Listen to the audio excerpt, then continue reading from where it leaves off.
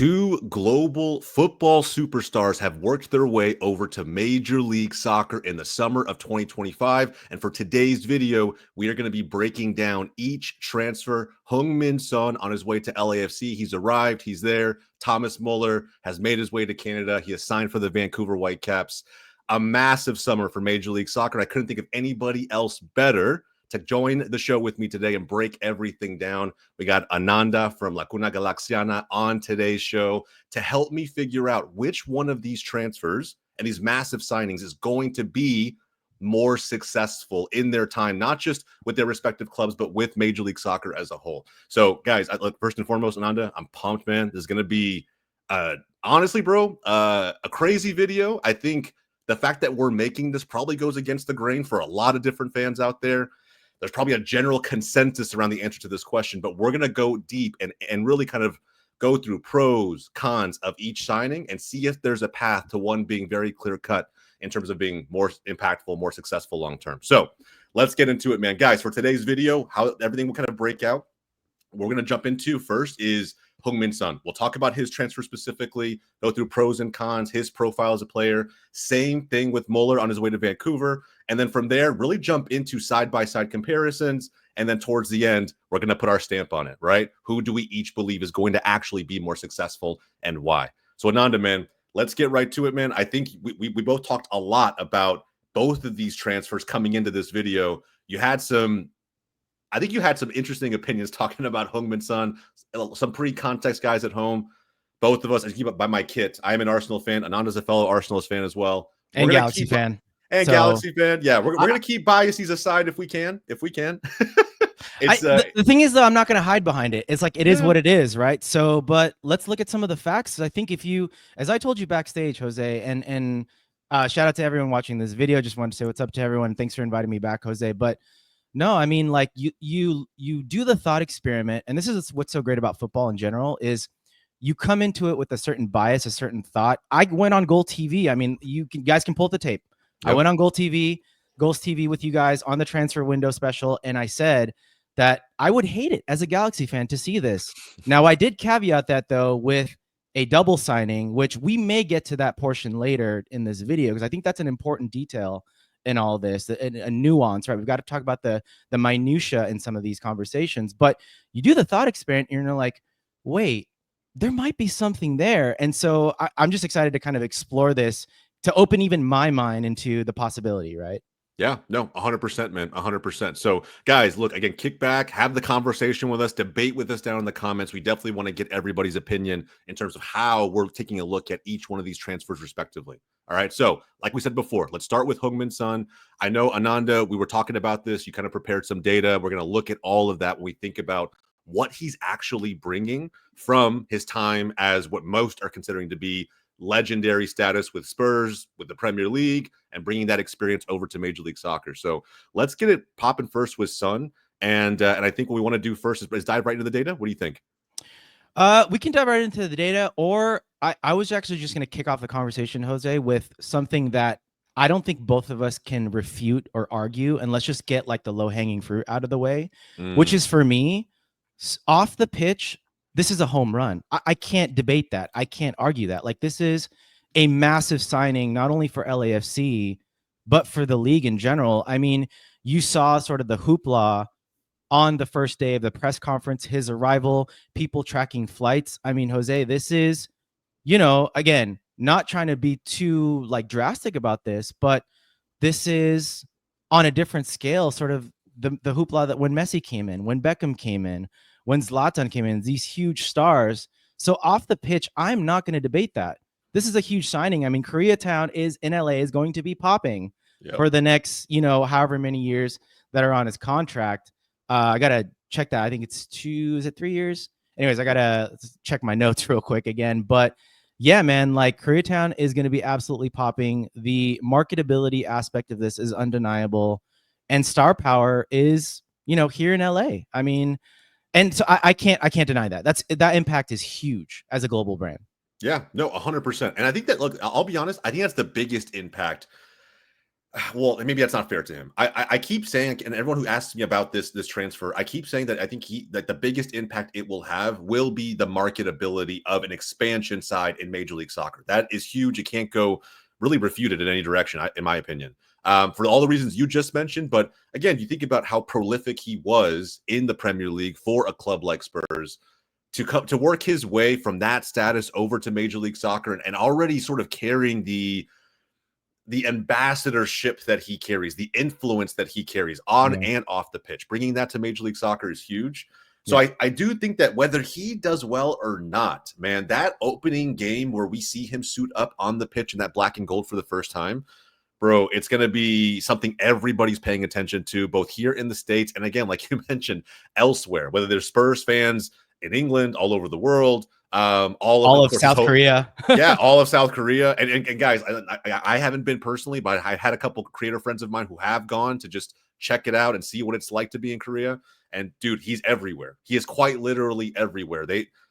I almost want to say they force feed him down your throat, but that's not necessarily the case. He's just that big of a star, right? So he quite literally is everything for that part of the world. I think who was it that I think it was Rob that said it, my co-host on Cuna Galaxiana. He's like, instead of like, playing some Latin or Hispanic bangers, they're gonna play K-pop when he celebrates the goal. I mean, but that's the cultural impact, right? Yeah, he's just as big as the biggest K-pop star in Korea. So again, that's undeniable. Yeah, I agree. I think the one thing we have to also have to think about too, before we start diving into what he's going to be doing on the field, the impact felt there, guys, you got to remember LAFC spent quite a bit of money on this deal, right? And so you think about some of the record-breaking transfers that we've had in the last couple windows in Major League Soccer. If you've been paying attention, this one is up there. Total, roughly about 27 million. This is no joke. The last club to spend this much money on an attacking player or a striker, it didn't really work out that well. I'm thinking automatically of Atlanta with Emmanuel Latte-Lath, right? Correct. And they're still waiting to kind of see the fruits of that signing come to life. But and obviously it's a much different deal. Latte-Lath not being the superstar that Heung-Min Son is, coming from the championship. Obviously, this is a different level of quality in the player. An extra 5 million to get him in the door. And so when you look at this, when we think about that impact and how much that weighs into pros versus cons, what do you think, Ananda? Is that a lot of money for someone like Heung-Min Son? It's a lot of pressure, that's for sure. Like, for that kind of money, you expect top quality production, right? Even on the levels of Messi or some of the top goal scorers in the league. So I think right away it does come with a level of pressure. But the thing is, like, one of the things that we've seen throughout Son's career is that he's an elite goal scorer. Right now, the debate that you can have though with that is he is on, the other side of 33. He's not 36 or 37, which we've seen before with like your Zlatans, for example, but he is sort of on the latter stages of his career. But if you look at the data, Jose, I looked at the stats per FB ref. Yep. And he's consistently overperformed his XG. If you look at the big stat for me, which is goals minus XG, or non-penalty goals minus non-penalty XG, take penalties out of it, he's consistently in the, I would say that, on a per 90 basis, like plus 0.2, plus 0.3. I mean, he's always been overperforming his XG. But what you pulled up here is really interesting, because if you look at last year's data for Spurs, this is in the league per 90, those numbers are starting to come down. Goals per shot on target, 0.25. That's the 38th percentile amongst, other people or other players in his position. And that goals minus XG, it's not necessarily there. He's kind of even keel at about a 50th percentile. And that's been Son's game, though, is that he is an elite finisher, an elite goal scorer. So the question mark I have here is, will that continue in MLS? Right. So yeah, that's where we can have the debate. Yeah, I think so. I think it's easy for a lot of fans to answer that question with, "Of course," right? Or I should say, that trend will not continue. He should see greater levels of success because he's in Major League Soccer. But I think you have to think about how LAFC plays, right? I think there's a reason that, and we can talk about where he's actually going to line up. That's a bigger question too, right? Because I feel like they signed. Yep. Yeah, they kind of have so almost an abundance of attackers in certain positions. But when you think about how his career has gone, the trajectory, his XG, and all the chances he creates is going right now. I honestly, agree with some of the sentiment I've seen around concerns on him being able to keep up with the physicality of MLS, that translating to the performance that we see on the field, the numbers that we should see to back everything. I'm slightly skeptical. Because again, we've just seen other attackers who frankly were outperforming their XG in their respective leagues, finding a way to not just create chances, but get on the ends of these chances and bury them. And it hasn't always worked out for them in Major League Soccer. So with how LAFC plays, I mean, we just saw Giroud come and quite literally go within the span of a year. I'm not saying Son is Giroud. Please, no one at home really kind of take that as the key takeaway. I agree. But there is something at 33 years old, at the point of Son's career where he's at, that does raise some level of concern as to whether or not we're going to see the Son of old, right? The revitalized South Korean sensation who, you know, frankly was carrying Spurs at one moment in his career when Harry Kane left out the door, right? So there's some concern from my standpoint, but it's not crazy high. Again, I think it's just skepticism more than anything else. Well, and then on top of that, you talked about how LAFC play.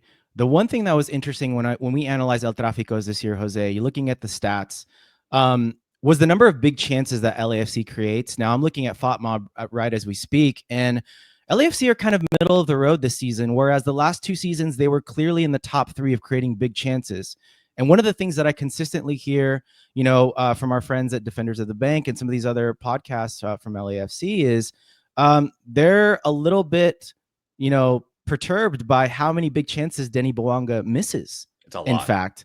So I'm hoping that like that doesn't translate over to Son. And for them, you know, you better hope that Son buries those chances. But in terms of the volume of big chances, it's not as it was in seasons past when you had guys like Carlos Vela, some of these other guys in the midfield, right? So it's going to be interesting. I think it's something to look out for sure. I agree. And that's why I kind of pulled up, you know, again, some more information that you had ready for the show today. I do think answering the question of where he's going to best line up, right? And something to keep in mind too is like whatever we see this season may not be the case for future seasons because Cherundolo is going to be out the door and tactics will shift a little bit. We've seen Son play striker, right? We've seen him do it. I think at times for Spurs, depending on who was injured, depending on what kind of form some players, like maybe even like Richarlison were in, it made sense for, you know, honestly, your best finisher, who was Heung-Min Son, to adopt that role, even though he's a winger naturally, and he's such an elite talent that he'll be able to adjust and really kind of perform. We saw that in the Premier League. I think here it's going to be the concern in my mind is what will the link-up play look like between him and Bouanga? Yes. I think we often see Bouanga choose himself in quite a few scenarios, and that's where I agree with some of the other podcasts that you mentioned. I think the sentiment around Denny not being able to finish and really kind of like finish his dinner when he's given an abundance of opportunities. I'm wondering, does he start to shift his mindset with this signing coming in? Is that strict direction he's getting from Cherundolo and some of the other coaching staff there at LAFC? Because when you bring someone in like this, someone this prolific, they've got to eat. They have to. Like for the signing to be worth it, they have to get their goals, or you know, it has to be very evident on the stat sheet, in my opinion. Doesn't matter how it gets done; it just has to translate there. Yeah, the thing about Son too and Bouanga, they're very similar in that they need to be on the end of receiving actions versus the provider. So the question that the thing that started leading me down this trail of, you know, having this thought exercise was, well, Son's a left winger. Denny Bouanga plays left wing. So where's Son going to play? And that's why I pulled this up. He's played, you know, 136 games out of his career. I think he's played over like 500 games if you look at that total sheet there. And to be fair to him, Jose, he's been effective, 62 goals and 26 assists. So, but then there's context that needs to be applied to this, right? You've got to remember that in those Spurs teams, you had elite number 10s feeding him and Harry Kane the ball. Number one, Harry Kane is a very underrated number 10 when he gets put in that position. I mean, his deliveries over the top, dropping deep, putting balls in and behind the back four, I think are underrated. Yep. And the other thing is, think about the number 10s he played with, Jose. James Maddison, Christian Eriksen, an elite number 10, right? So, but in this LAFC team, who is that going to be? You just said it. We don't think it's going to be Denny Bouanga. So it's got to land to the shoulders of Jesus. You go to Jesus, Mark Delgado, and they're not really 10s in my opinion. Tillman, they're more Tillman, I 8s, think, right? is like maybe. It's Right? difficult. Right? So it's debatable, right? It's something that we can debate. So then the question is, can Son then be the provider? Can he be the provider for Denny Bwanga? Because as you said, both guys got to eat, but that hasn't necessarily been Son's strong suit. And so that's a debatable point. I think that's something interesting to think about. The other thing too, Jose, is if these guys got to eat and Son's used to playing in that left half space, I could see them making the same run, crossing each other's wires, right? And this is going to take time. This is like chemistry that needs to develop over time. But Son's tendency is to play in that left half space. He's going to make those channel runs in and behind that left side where Denny Bwanga loves to operate. Yep. So when you're trying to break down a mid to low block or even in semi-transition, how is that going to work out, right? And like I said, can Son be that link-up guy? Can Son be the provider to let guys like Denny Bwanga eat? So it's super interesting, man, to think about. Yeah, I mean, when you break it down that way, because I think, and something I didn't think about coming into this video, believe it or not, was how defenses will adjust to what is now being thrown at them in the form of Bwanga, Heung-Min Son, David Martinez, whoever they line up behind those three. If they choose to go somewhere into a low block and really just keep the opposition out, that's all we're worried about, is to stop the bleeding. I think at that point, Heung-Min Son has to turn into the creator. I don't see it being Bwanga. I think Tillman, like you said, is maybe more of an 8 who feels confident in the attacking third, but I wouldn't say he's a creator by any means. In terms of like finding those cutting balls that split through that low block in the lines and find the endpoint you're looking for. Yeah. Martinez is silky.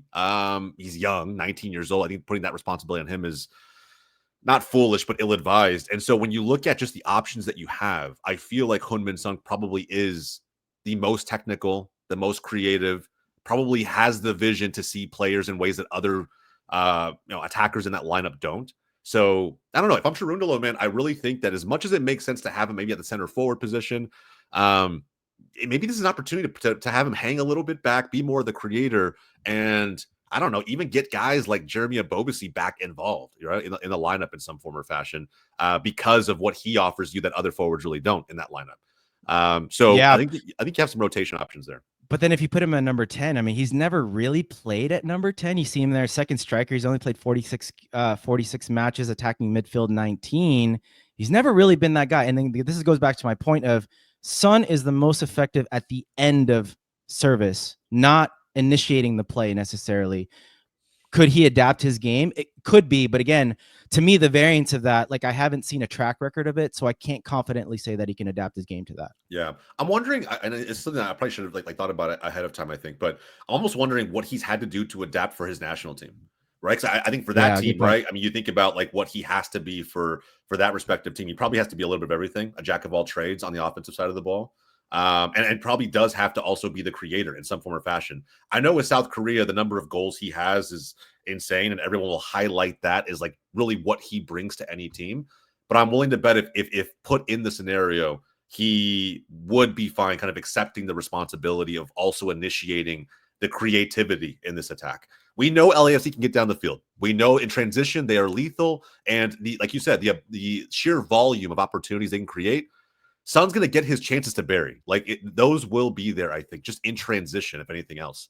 But a testing question, I think, will be for Son. Can he also be the creator if called upon to do so? And I think that at times there will be that question throughout the season. Yeah, because he's not Carlos Vela, and the times that LAFC were most successful was Carlos Vela in that false nine, right? For example, or second striker role, however you want to see it. But Jose, the other thing we got to think about too is let's not undermine how physical and athletic MLS center backs and fullbacks can be. Yeah. Right. I think, people can, what your point earlier about like, of course he should score more goals. Of course he should keep that overperformance up in MLS because it's a lesser league. But I don't think we can undermine we cover this league. We cover our teams. We can't undermine the fact that, center backs are physical in this league. So how will he handle that physicality at 33? And even if you look at the minutes played, Jose, he hasn't been as durable lately. You look at, if you pull up the next slide there, you see his numbers have kind of gone, especially last year, 2,100 minutes. in the Premier League, arguably the most physical and fast-paced league in the world. So how is he going to handle that? And then his injury record on top of that, last season was the season that he had the most time off. I believe he missed 17 games, if I'm not mistaken, if you go to that next page there, Jose. Yep. So yeah, man, I think these are all concerns that are, to me, are viable to bring up. And again, like I said, I don't think we can downplay how physical some of these center backs can be in the league, especially if they play blow block.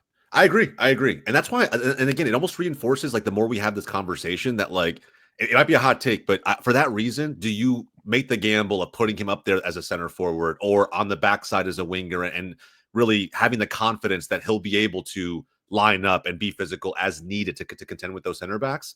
I'm sure with his experience, he has a crafty way of making his runs, timing his runs, that just allows him to sneak in, maybe at the back door, whatever the case may be. That will be there. But I almost feel like, to get every bit of value out of him, you want him on the ball as much as possible, right? You just do. And I think that if there's a way to, even if he's collecting it deeper and finding a way to help break those low blocks down, it sort of removes him from the most physical aspect of the role he's going to have to take on, which is how does he contend with not just the physicality of center backs in MLS, but the physicality of the league as a whole.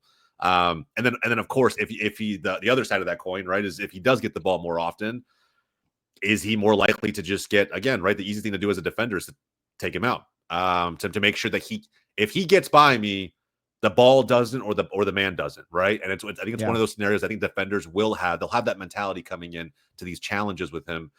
So I'll be very, very curious to see if he can withstand the physicality. It has been a pain point for more than a few signings who have come from Europe and just maybe not been ready for it. So yeah, man, it's a fair show. And last thing I want to bring up too on this is, I always look at, when I look at effectiveness of players, I always look at what is the thing that creates separation, attackers specifically. What's the thing that allows them to create separation between them and their defender?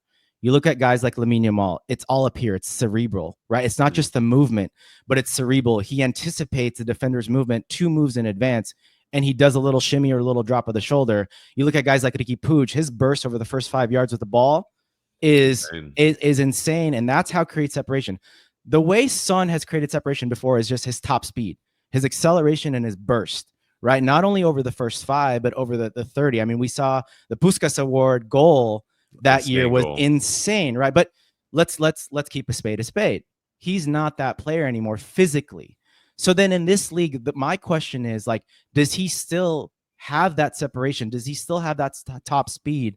Does he still have that acceleration? Or does he have to play off the back line a little more? He has to make those curved runs and be a little more intelligent, like you said. Now, can he do it? Sure.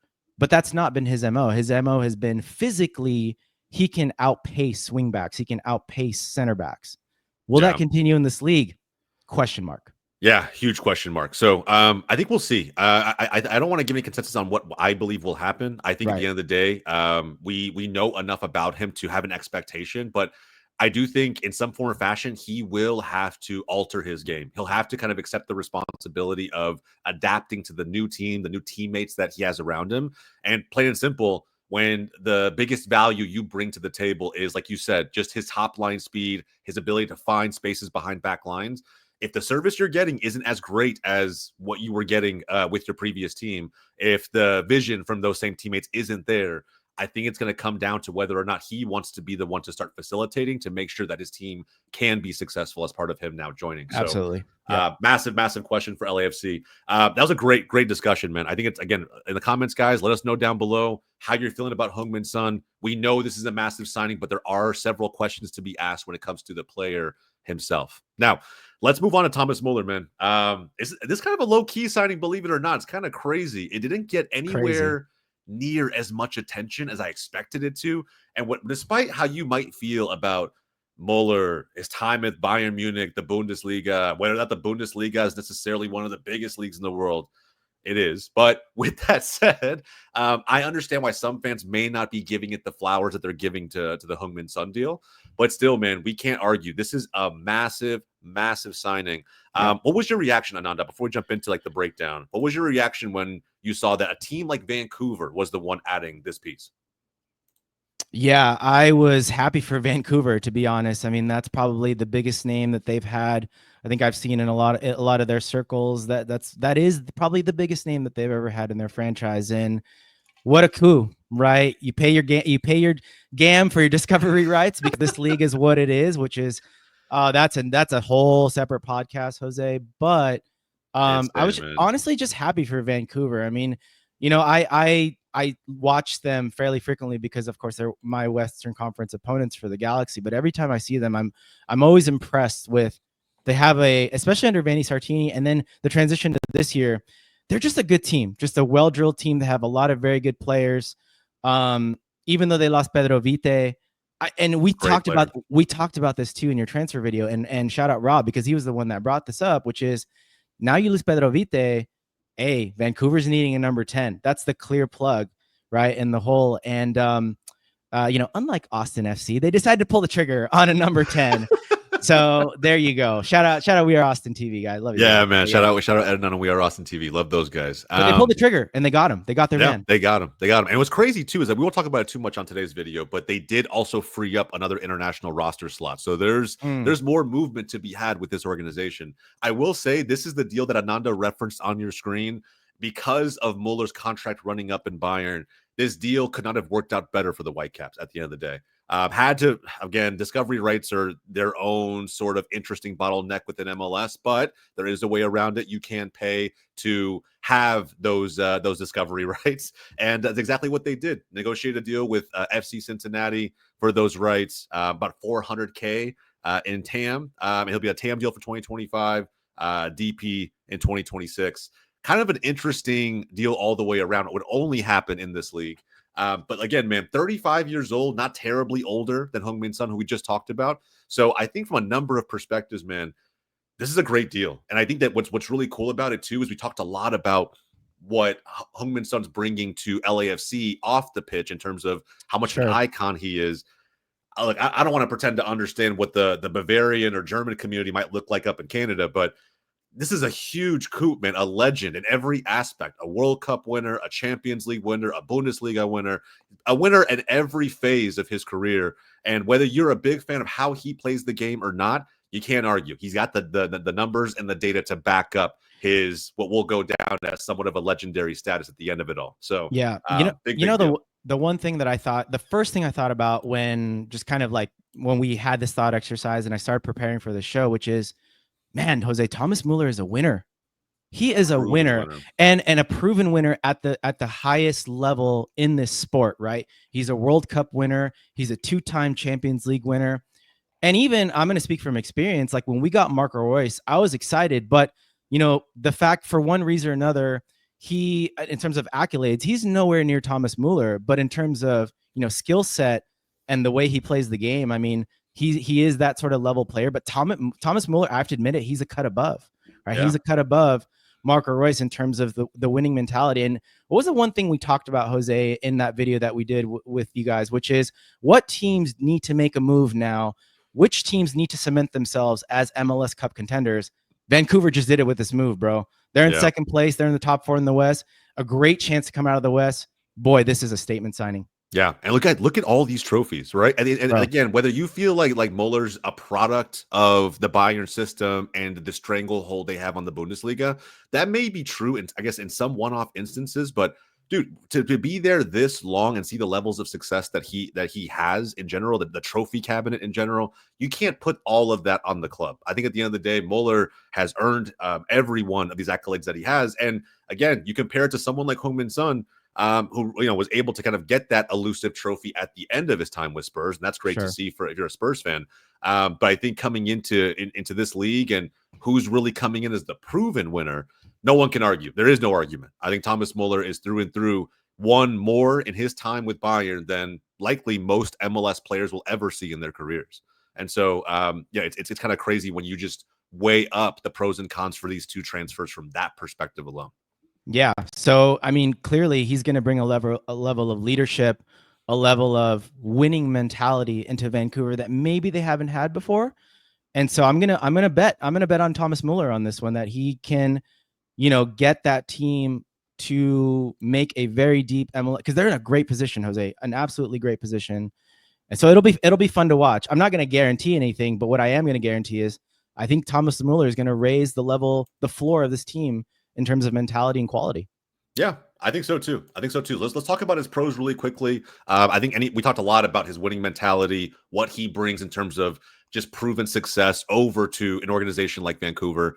And of course, I think the ability to also elevate teammates around him who are already proving to be not just scrappy enough, but really have the mindset, regardless of who gets lost along the way, Vite or anybody else. They keep the train rolling, right? And it's almost a next man up mentality already. So you just imagine what sprinkling on the value that Thomas Muller offers on top of that mentality should do for a young, hungry, relatively young, hungry Vancouver team. He's going to have ballers around him, man. He will have ballers around him. So I know when we talked about where this guy might fit in on the team, I think we want to go ahead and pull up that slideshow again, kind of just see. And for those who haven't tracked Thomas Muller all the way through, something to really note is that you've probably most recently seen him somewhere in that, second striker role, but there was a time in his career where he was also lining up out wide. So there's a lot to his game that I think his versatility brings to this attack. Ananda, let's talk about it, man. Yeah, I mean that to me, when I compare this to Son, I think my opinion is that this is a more seamless fit. This seems to make sense because again, Vancouver needed a number 10, especially with the loss of Pedro Vite. And so Thomas Muller slots right into a perfectly balanced midfield now, Jose. They play a 4-2-3-1. They play a very straightforward 4-2-3-1 with Sebastian Berhalter and Andres Kubas, two very, very good defensive mids, in my opinion.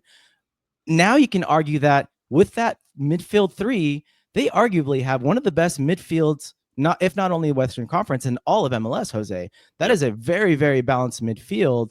And so now Thomas Müller I think for me, is a seamless fit in terms of his role in that middle of midfield, not only linking up the play, but getting into those spaces in the final third in the box. He can crash that box with Brian White. Brian White is going to have an absolute field day playing with Thomas Müller off his shoulder because, and this is another point that I thought about, which is, Thomas Müller is a self-proclaimed, I don't know if you heard this term, Jose, he calls himself the Raumdeuter, which literally means the space interpreter, right? Love it. And the evolution or the genesis of this position is that he's a guy that doesn't rely on athleticism. He doesn't rely on his speed. He relies on intelligence, spatial awareness, and creating space for not only himself, but his teammates. So I look at that, and that translates perfectly into this Vancouver Whitecaps team because you've got guys like Brian White. You've got guys like Ali Ahmed. You've got guys like Jada O'Brien on that left-hand side who's developing and blossoming. And by the way, your best player has not even kicked the ball this season yet in Ryan Gauld. And so you think about now, I'm not saying that Ryan Gauld is Arjen Robben, but I'm saying that Ryan Gauld can provide that level of service where Thomas Müller makes those diagonal runs. He finds those little pockets of space. Boy, that's going to be fun to watch when he comes back too. But all in all, man, seamless fit in my opinion. So this move makes perfect sense to me. Yeah, and think about it too from Gauld's perspective, right? You've been out all season. You're probably coming back sometime in let's say a month, maybe a few weeks or so. Yeah. And you think about the fact that he's now going to have this new piece to really find right up top. If it's not White, Muller might be there. If it's not Muller, with the attention that he attracts, Jay Nelson could be crashing the back door on the other side. Berhalter's there a little bit deeper if you need him. There's just like so many pieces that could just be floating in and around as options now. Again, because of what Muller will attract. And if he is the space interpreter, the finder of that space in creative ways, all that means is that if he's finding those spaces and finishing them, over time, defenses will adjust. And if you're someone like Brian White, who is going to be able to feed off of any open space that he's given, you just love the fact that you have this guy behind you who's going to be attracting defenders, creating space for yourself. You should be seeing your goal tally also go up. So you look at the screen here, man. I do believe he will line up as kind of that 10 who's probably doing a little more crashing of the box as Agreed. opposed to someone who's necessarily going to be the facilitator and the creator. I think he can find those opportunities and be involved there, but I don't think they're looking for him to be a super creative 10. What do you think? I agree because, Vancouver can compress or not compress, can progress the ball in other ways. They've got your two sitting midfielders. Sebastian Berhalter is a good progressive passer. And then you've got your wingers that will ball carry. They're good ball carriers of the ball. And so Thomas Muller can just find his little pockets of space. Doesn't need to do that much running because, he's got athletes around him, right? And then you've got Brian White, who has 11 goals this season without Thomas Muller in the team or without Ryan Gauld. Jose, I can't imagine what that's going to look like now with Muller. Now, granted, Pedro Vite was a big provider of that. So that's where I see the seamless transition, because I see him, he's going to play in a different style, but he's going to have the same effectiveness as Pedro Vite in terms of finding Brian White, finding his wingers, and just like you said, box crashing. I think that's going to be a very underrated part of his game. But if one of the cons coming into this, which makes sense, is his durability, his longevity, he is older than Son. But man, if you look at his injury history, Jose, it's been pretty good. Do you see a 24-25 on that screen? Absolutely not, right? No, definitely not. So his injury record is good. And this goes back to the point that I made earlier. This is a guy that doesn't rely on his physicality. He doesn't rely on his athleticism. He relies on this. In between the ears, his intelligence. And that's what he's a player to me, like Lewandowski. Like, these guys just know where to be, know where to find spaces. They don't waste too much energy on that pitch. And this contributes to, he's probably a fit guy too, but this contributes to the longevity of his career. And not only that, the effectiveness, which I'm pretty sure Vancouver's going to find out about real soon. Yeah, I agree, bro. I agree. And so something to keep in mind too, right? On the other side of the 24-25 season, no injury history, but I will say, I think he completed 90 minutes in like maybe 30% of the games. Sure. And so, you look at that, and some of that, it's due to him being 35 years old in a very, very physical league. And that's another thing to touch on here as far as pros are considered. And when we talked about Heung-Min Son coming equally from its own physical league in the Prem, we saw the regression that he's experienced over the last couple seasons. With Muller, they've done a pretty good job of, whether you call it load management or anything else, just making sure that they use him when he will offer the team the most value at his age and his experience level. But coming from the Bundesliga, not missing a game, playing when they needed him, still starting and playing full 90s in 16, 17 matches last season. I still think there's, again, a lot that you can like about a piece like this being added. And to top it all off, he's not being asked to come in and play a full 10-month season, right? Correct. I mean, we're 2/3 of the way through the MLS year already. So he's going to get a break in just a few months.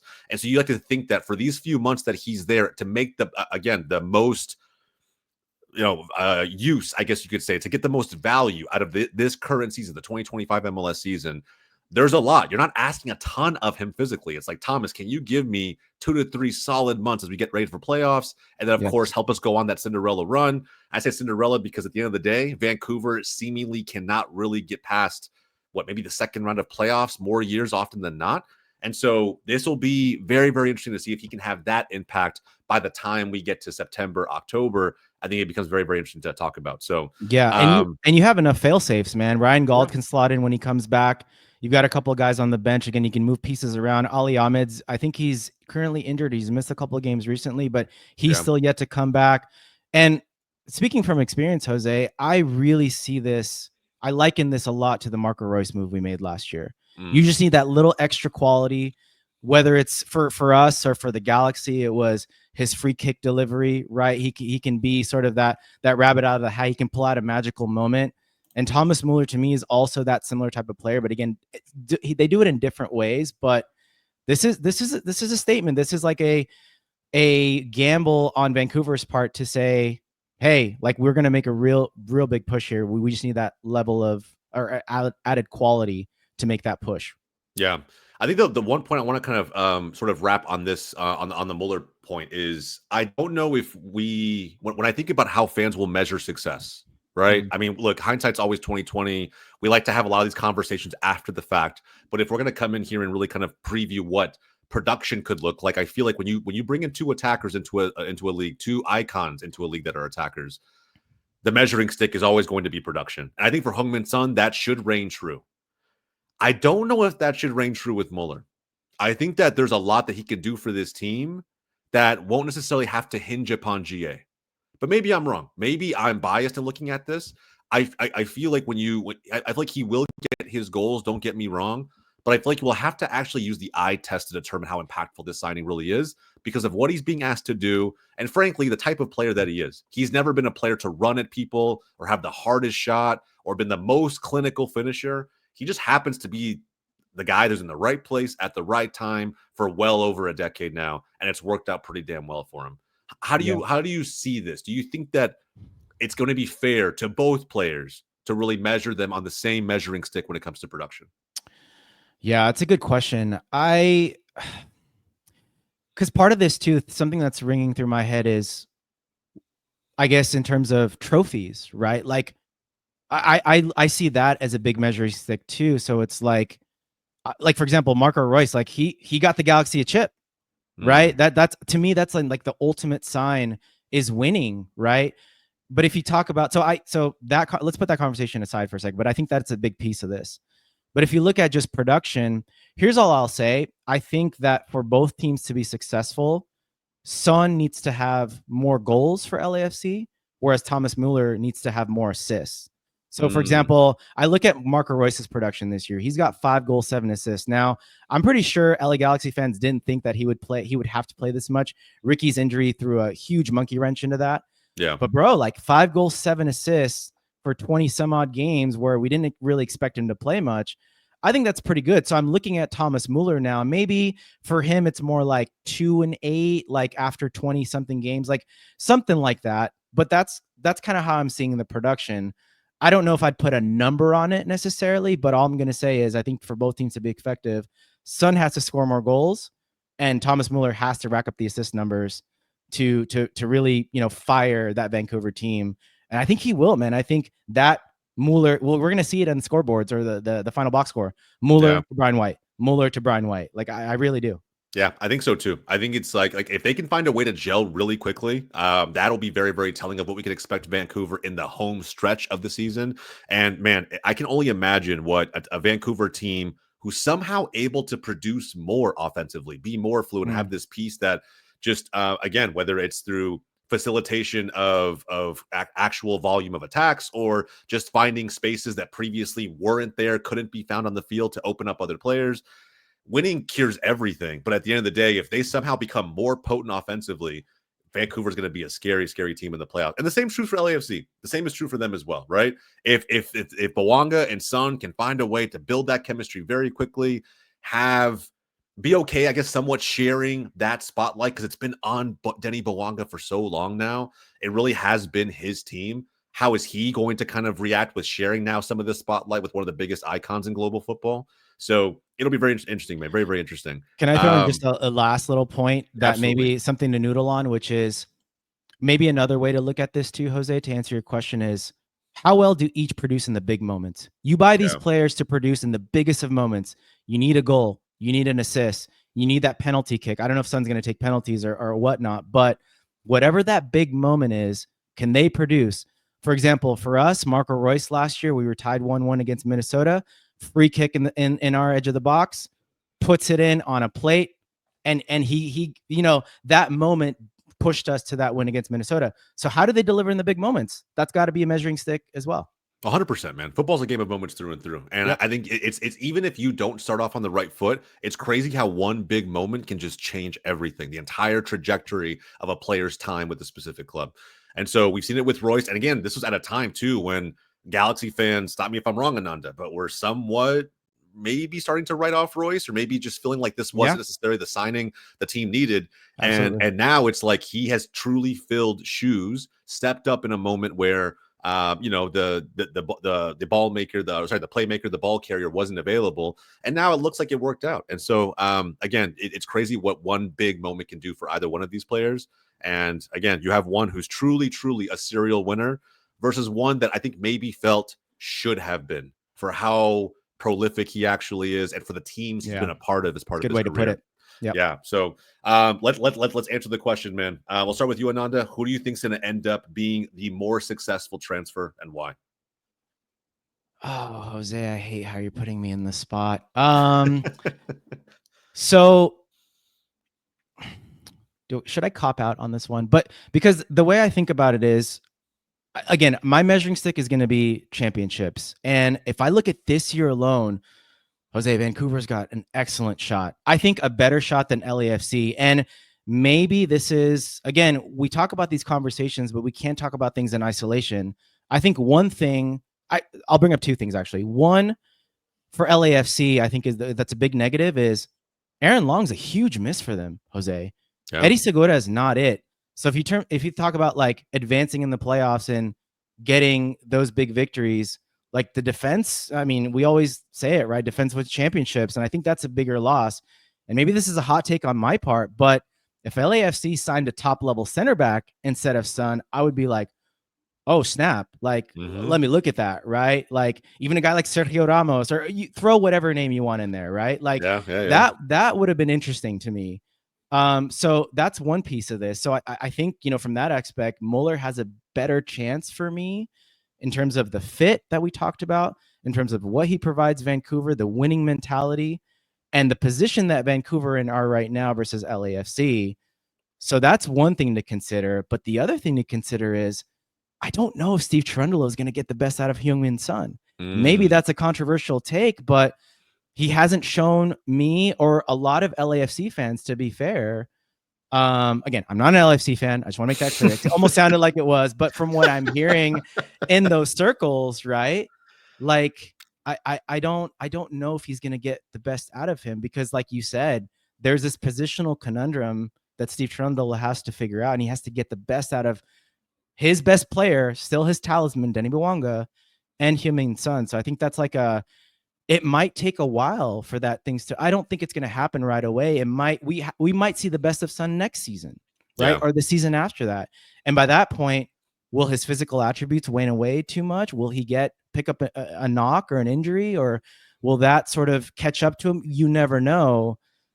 So I will say, I think immediately for me, it's Thomas Müller. Long term, it could be Son. Here's the other thing before I throw it back at you, Jose. I always look at these things also as not absolutes, but like the variance. Like, what does the variance look like in terms of probabilities of success? For me, the variance of Thomas Müller is less versus Heung-Min Son. Like you said, Heung-Min Son is not going to be an Olivier Giroud type of bomb. I 100% agree with you. But for me, the variance between success and failure is higher for Heung-Min Son than Thomas Müller, in my opinion. Just so for all the, I don't want to relist all the things that we just talked about, but I think the variance is shorter, which means the probability of success for Thomas Müller for his team, I think, is more dialed in, is more concrete. If you think about the thought exercise for a second. I agree. I think the way that I always frame it, it's somewhat similar actually, in terms of variance. I think of like floors and ceilings. Right. Like at the end of the day, like floor and ceilings. I think with Muller, the floor is higher. It's like he's coming into a team that has already found a way to make everything work for the most part. Sure, there's the occasional one-off negative result, but I think as a collective unit, they are bought in. It is aggregate very positive in Vancouver, and you're sprinkling on a very strategic piece from a winning perspective, from all the reasons that we talked about in the show. And I think with Son, you can argue in a lot of ways the ceiling might actually be higher, whether that's this season, next season, you can have that debate. The ceiling may actually even be higher. He may be a giant net positive in more ways than one for LAFC, but equally, the floor is lower. He could, for some reason, like you said, maybe there's a scenario where it doesn't work out this year because Cherundolo can't figure it out. He leaves. Does that mean other pieces go with him potentially, right? Does Bwanga decide he doesn't want to share the spotlight anymore and maybe finds a way to, I don't know, head back to France or whatever the case may be? There's all kinds of just, I think, opportunities here that are ripe for discussion when you think about what this next phase of LAFC will actually look like with Son. I think moving forward, he is going to be the superstar. So the teammates he has around him will have to find a way to make that work, right? And that's going to be something that's new for LAFC. So there's just more question marks there on the West Coast than there are with in LA, than there in Vancouver. But when I think about who I would consider to be more successful, I'm going to talk solely from the lens of this season, because I think talking about anything after that is just an open door of discussion. Yeah. I think it has to be Vancouver for the team they already are, right? And I think if you were to flip these two signings, because there was a time where LAFC apparently was connected to Thomas Muller, and there could have been that sort of signing, maybe things are a little bit different. You know, maybe he does slot in and can become that space finder as a roaming 10 in an LAFC lineup that creates no controversy for someone like Denny Bawanga or Martinez or anybody That's else. super interesting. Yeah. Right? You think about Yeah. that. And so, and maybe this is a completely different convo, but for now, I think they're going to have to figure things out. Vancouver already have something that's proven, and they're finding a well-fitting piece in that. I think Muller is probably going to be the one who maybe sees more success, at least in the 2025 season. From there, it's anybody's guess, man. It really is. But yeah, I was going to say one last thing I wanted to layer into this too, from a media perspective. All the eyeballs are going to be on Son. They already have been on Son. agreed. On top of the price tag. So in terms of scrutiny and pressure, Muller can just hang low in Vancouver. So how do both players respond to that, particularly Son? How does it respond to that media scrutiny? What's going to happen when they have that first loss or that first little hurdle or struggle? How does he respond to that, right? Because all eyeballs are going to be on him. They're expecting Son to deliver LAFC a championship this year. I agree. Yeah, so I agree. How does he respond to that? I don't know. I think he's done pretty well for the majority of his career, but I think it's also a great conversation to have because I think regardless of how, his time, let's say in the Premier League has gone, he's still been universally loved. And it could be for a number of reasons, right? Maybe not necessarily among Spurs fans exclusively, although I have yet to meet a Spurs fan who has anything negative to say about Heung-Min Son. But I think that you come into this league now with fans having a very specific expectation of production, of the on the pitch quality, just everything going up.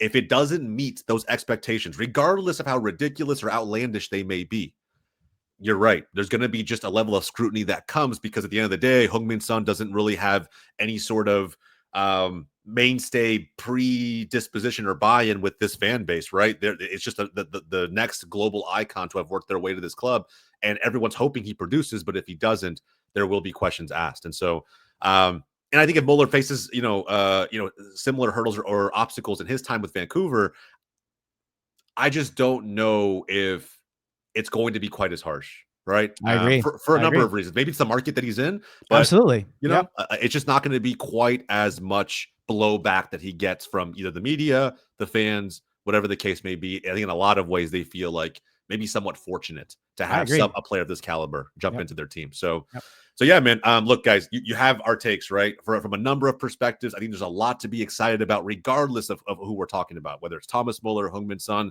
two global icons of the game, while they're still able to offer a ton on the pitch, have come to Major League Soccer, and we're super excited about how they're going to line up with their two respective teams, two playoff teams at that. I imagine we'll see both in the offseason. And look, you never know.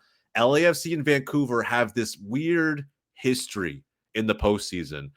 Some epic moments in Sartini's days managing Vancouver. I think, if we somehow get it again in 2025, that's going to be the absolute star of the show in terms of everything available to watch in the postseason. So, and you guys can pull up receipts on us and see, bro, exactly who was right. Exactly. Any closing remarks, Nada, before we get out of here?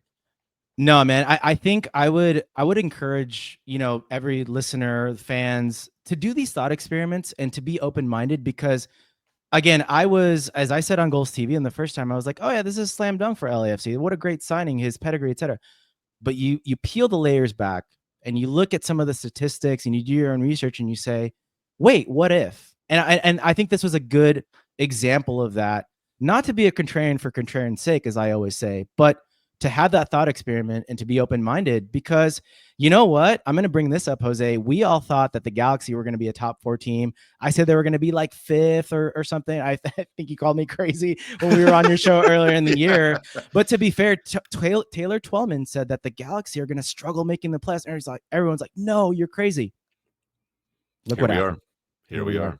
Yeah, I agree. And so to close it out here, I think I would echo that sentiment. I think when the idea for this video was even proposed by Ananda, I kind of thought it was like, maybe something trolly we could really put out there. But I think when you think about it, it's a great discussion to have because I think it's so easy to write off the fact that Muller's a little bit older, not the athlete Son is, comes from a league that's not quite as prominent as the Premier League, and really write off everything he's accomplished up to this point that he's bringing to Major League Soccer. So if you agree, disagree with us, again, let us know in the comments down below. And if you do love videos like this, where again, we're going a little bit deeper around very specific topics. We are in the transfer window, so today it is transfer focused, but we want to be able to bring more guests back onto the show and have more of these deeper discussions. So if you enjoy this type of content, again, do me a favor, like the video down below, subscribe to GOLZ TV. I'm going to link Cuna Galaxiana, everything down there in the description down below. Go check them out, guys. Ananda's got a ton of ball knowledge, Rob as well. It's not just all Galaxy focused, although their show definitely is, but there's a lot of takes they're bringing to the table, whether they're MLS focused or not. So go check them out. But that's it. That's all we got for you for today. Again, sound off in the comments down below. Let us know how you feel. From everybody here with MLS, my name is Jose. That's Ananda. We'll catch you guys next time.